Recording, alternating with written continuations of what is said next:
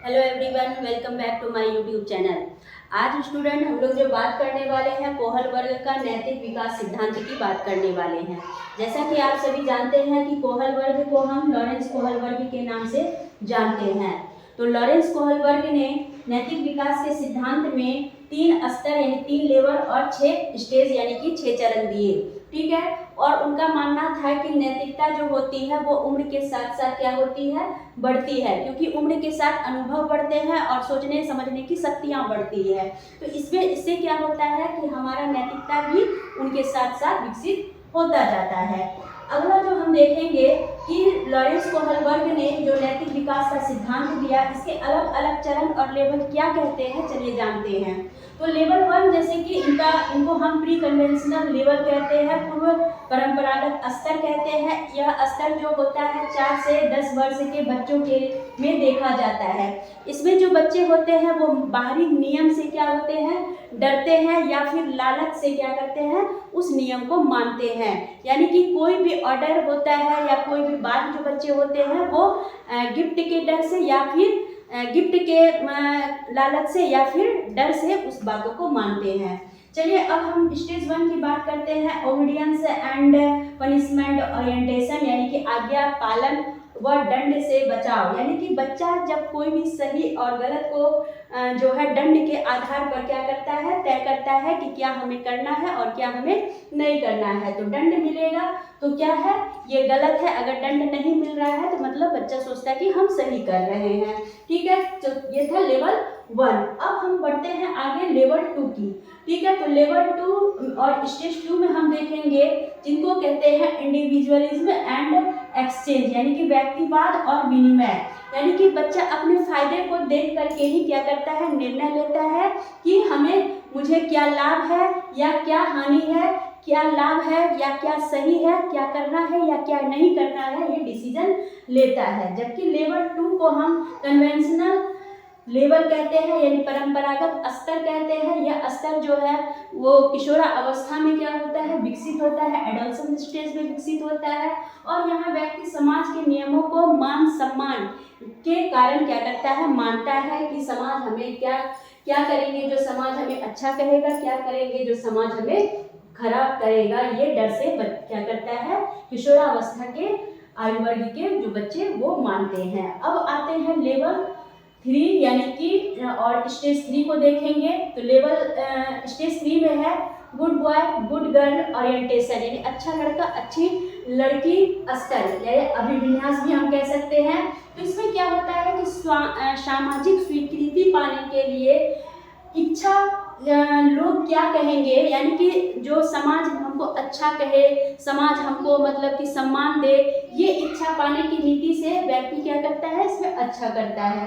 तो महत्वपूर्ण व्यक्ति जो भी होता है वो अच्छा करने की क्या करता है, हमेशा कोशिश करता है ताकि समाज से उसे अच्छी जो है मान सम्मान मिले। और लेवल 3 की जब हम बात करें तो पोस्ट कन्वेंशनल लेवल जो होता है वो उत्तर परंपरागत स्तर होता है या उच्च स्तर का होता है, हाई लेवल का होता है।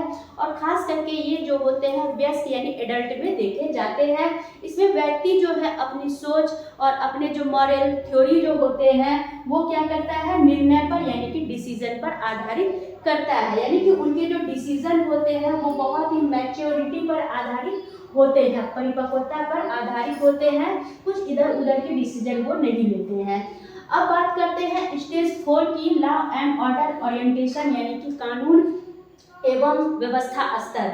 तो इसमें क्या होता है कि व्यक्ति समाज के जो है विभिन्न प्रकार के नियम और कानून का क्या करते हैं, पालन करते हैं, अपने कर्तव्यों, अपने जिम्मेवारियों और सामाजिक व्यवस्था को बनाए रखने की प्राथमिकता पर काफी ध्यान देते हैं। ठीक है, चलिए अब हम लोग देखेंगे अगला जो स्टेज 5 यानी कि सोशल कॉन्ट्रैक्ट ओरिएंटेशन।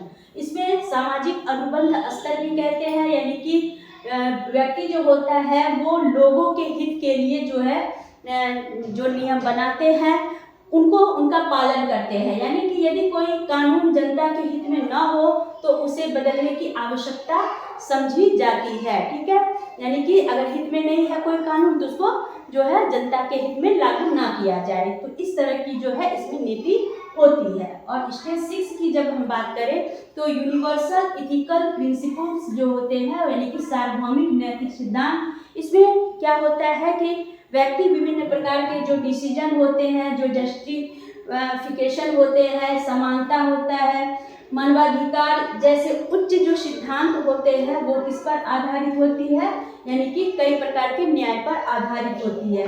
जैसे कि आप बहुत सारे महापुरुषों को जानते होंगे, जैसे गांधी हुआ, नेल्सन मंडेला हुआ, ये सारे व्यक्तित्व जो होते हैं, व्यक्तित्व वाले जो लोग होते हैं वो इसी मतलब कि स्तर के अंतर्गत माने जाते हैं, यानी कि उनकी जो मॉरल जो कंडीशन होता है वो यूनिवर्सल इथिकल प्रिंसिपल पर डिपेंड होता है। ठीक है, अब हम इसकी जो है कोहल वर्ग के जो है नैतिक विकास सिद्धांत की अगर मुख्य विशेषताएं की बात करें तो हम देखेंगे कि इसमें जो है मूल रूप से कोहल वर्ग ने संज्ञानात्मक दृष्टिकोण को समझाया है और साथ ही इसमें प्रत्येक स्तर जो है वो हर एक स्तर से यानी कि पिछले स्तर से क्या है मतलब कि जुड़े हुए हैं और उससे क्या है गुणात्मक रूप से क्या है श्रेष्ठ है, यानी कि अच्छे हैं, हर एक लेवल दूसरे लेवल से अच्छा है। सभी लोग अंतिम स्तर यानी कि लेवल 6 तक क्या होते हैं पहुंचते हैं। अब हम यहाँ स्टूडेंट अगला जो देखेंगे मुख्य बातें जो कि एग्जामिनेशन के दृष्टिकोण से बहुत ही महत्वपूर्ण है, इसमें हम देखेंगे कि लॉरेंस कोहल वर्ग ने नैतिक विकास को 3 स्तर और 6 लेवल में बांटा। ये याद करने वाली चीजें हैं। पहला स्तर को हम क्या देंगे, पहला स्तर दंड और लाभ पर आधारित। जब भी हम दंड या लाभ की बात करेंगे तो लेवल फर्स्ट हम देखेंगे। ठीक है, उसके बाद दूसरा स्तर कन्वेंशन, मतलब क्या होता है कि व्यक्ति जो है सामाजिक स्वीकृति और कानून का क्या करेगा पालन करेगा। और तीसरा स्तर में क्या होगा कि व्यक्ति जो है व्यक्ति का जो व्यक्तित्व होगा वो सिद्धांतों पर आधारित होगा और विभिन्न प्रकार के मानवाधिकारों पर क्या होगा आधारित होगा। और जो 5वां स्टेज है वो क्या है दंड से बचने के लिए पालन किया जाता है। और छठा जो होता है वो सार्वभौमिक नैतिक सिद्धांतों पर क्या होता है आधारित होता है, यानी कि सभी के लिए वो हित के लिए क्या करता है कार्य करता है। तो इस तरह से स्टूडेंट आज हमने कोहल वर्ग के जो है नैतिक सिद्धांतों को देखा। चलिए आगे के वीडियो के लिए आप लोग इसी तरह शॉर्ट्स वीडियो को देखते रहिए। तब तक के लिए बाय बाय।